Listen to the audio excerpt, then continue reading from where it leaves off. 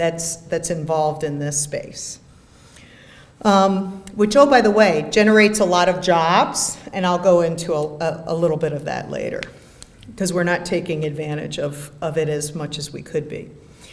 The security aspect, though, is then tenfold more complicated for all of the reasons that we described, and I'll go into that further.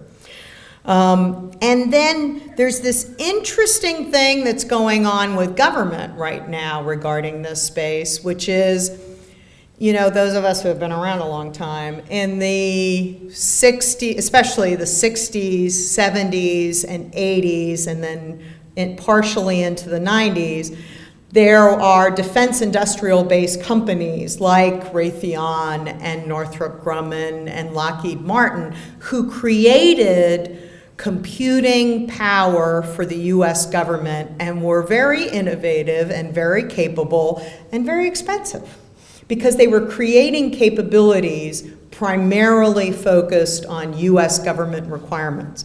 But out of some of that research and development came the internet, which was originally DARPANet, which was actually created by one of the research organizations associated with the Department of Defense. But as the US government put those capabilities in place, they were proprietary. And what does that mean? It meant only good for that particular government entity or agency, very tailored, okay? And to update it was very expensive because it was all just for that entity. So the whole dynamic that has changed now is the commercial sector is driving innovation in the IT and computing and software environment. The government doesn't drive that anymore. And so the government now is having to figure out, how do I transition from these very capable but very heavy and very expensive proprietary capabilities to these new commercial marketplaces. So all of these dynamics are all going on at the same time. What I do want to highlight, because when we're talking at an incredible hub like Cleveland, everything that I put there on the government trends applies to state and local.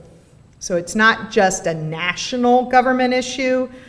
What I'm also discussing is impacting state and local. So state and local is having to transition to more commercial but tailored to them capabilities. But what does that mean? It means we're all on the same platform. We're all in the same network. We're all leveraging the same software, the same functionality. And so you know what that means? We're all vulnerable to the same bad guys and the same cyber weapons. Okay, so when government used to be on a whole separate architecture, right, then they were actually somewhat protected because you had to design what you were going for specific to that government capability. And now that's changing because we're all riding on one industry-owned infrastructure, okay? The world is now the smallest place because we are all on one intranet. The technologies that we develop in the US or elsewhere get flown around the universe and leveraged instantaneously by everybody. So I'm not going to go through all of these, but I just wanted you to know there's a lot going on in this space involving the US government. So it was actually President Bush who set up the first cyber czar or cyber executive in the White House, a good friend of mine, Melissa Hathaway, who's very impressive. And she helped to write, and actually was kept on by the Obama administration for a year, to get out the first presidential cyberspace policy. And you can go online on the White House homepage and you can read that strategy. And it's actually pretty good because it's a great framework and it talks about a lot of the key dynamics that don't change. The other one I wanted to highlight are the NSTACs and the ISACs, and you're going, what the heck are those? How many of you have heard of InfraGard? Okay, one. Whoa. Okay. So, that's your homework assignment. InfraGard are actually state and local focused critical infrastructure and cybersecurity organizations that are meant to support you locally.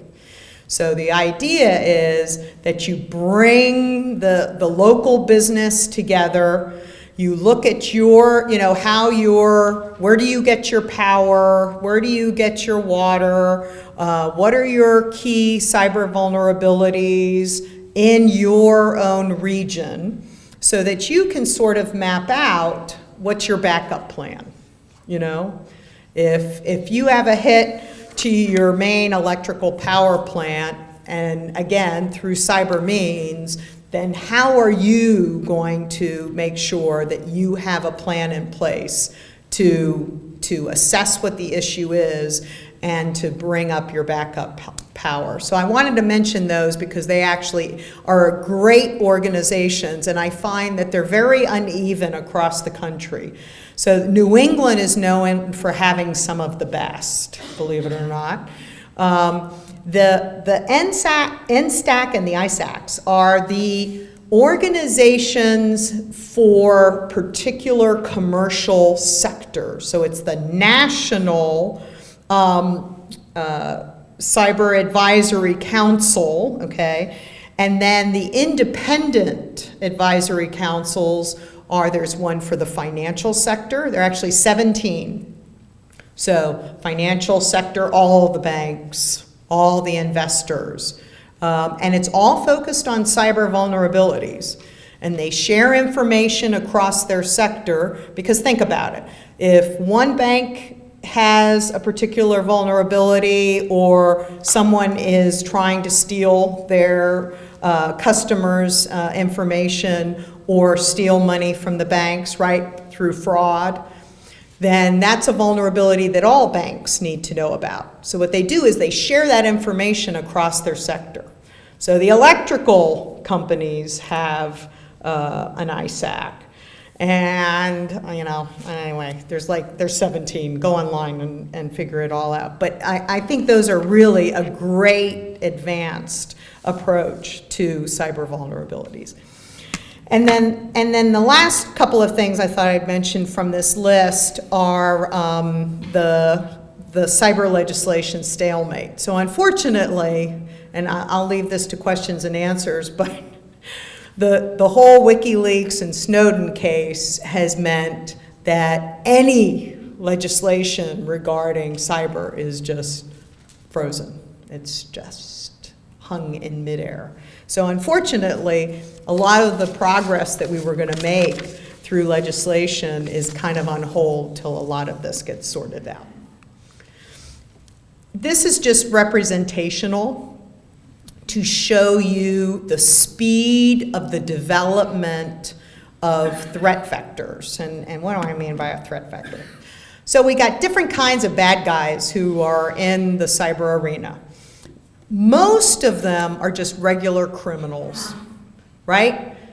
Criminals figured out, instead of going into a bank and sticking them up with a gun, it's much more effective, right, to do it through cyber means. So it becomes a white-collar crime.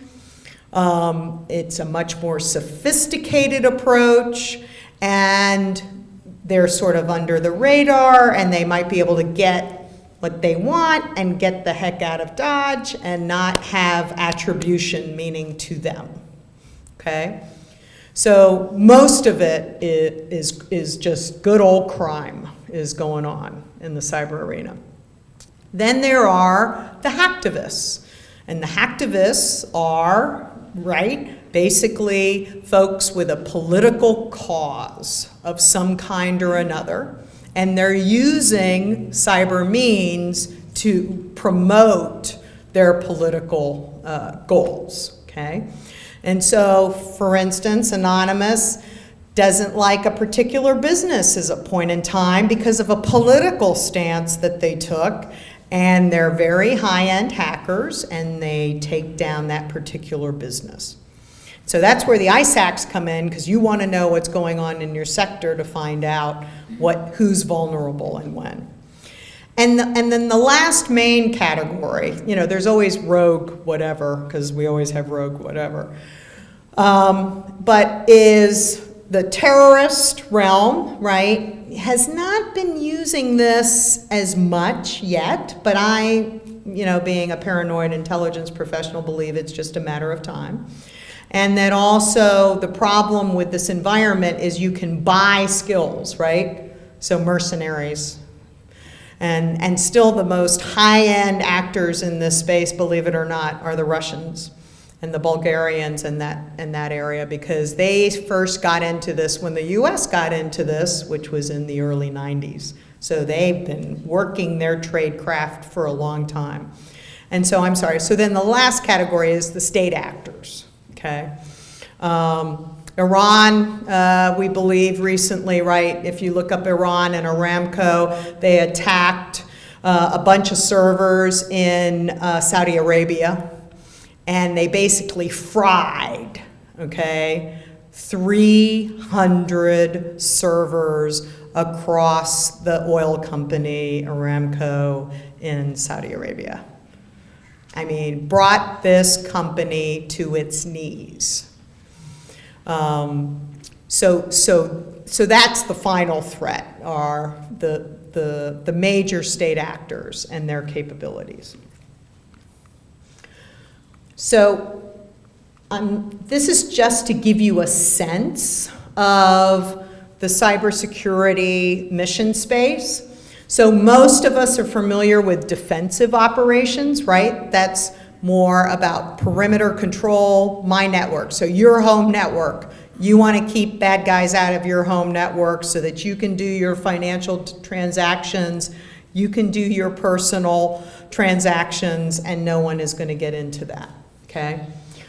The workforce development piece is a huge piece, and we need to invest more in that. But if you go on the National Initiative for Cyber Education, NICE, it was on that government slide, that is a fabulous portal that has defined 31 different career fields that are associated with the cyber arena. And it's everything from lawyers to insurance, to analysts, to engineers, to programmers. By the way, we can't keep enough programmers in this country. If we could create 100,000 either software developers, software programmers, and software engineers tomorrow, we'd still be short. We cannot hire enough of them. We can't educate enough of them.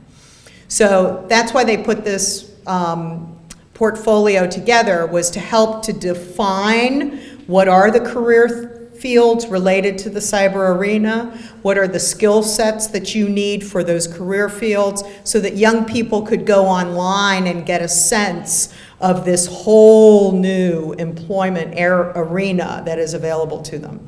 And then they mapped over 150 colleges and universities from across the country that have 1-year, 2-year, 4-year graduate and PhD programs that map to those career fields.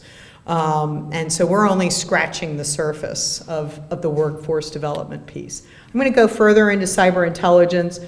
I've already mentioned the criticality of software and engineering. Policies and standards are actually a huge issue too, because you're trying to put in place, right, new standards of how to architect and engineer high-end computing and networks, but the technology is moving at light speed. And so coming up with those minimal standards has proven to be very challenging.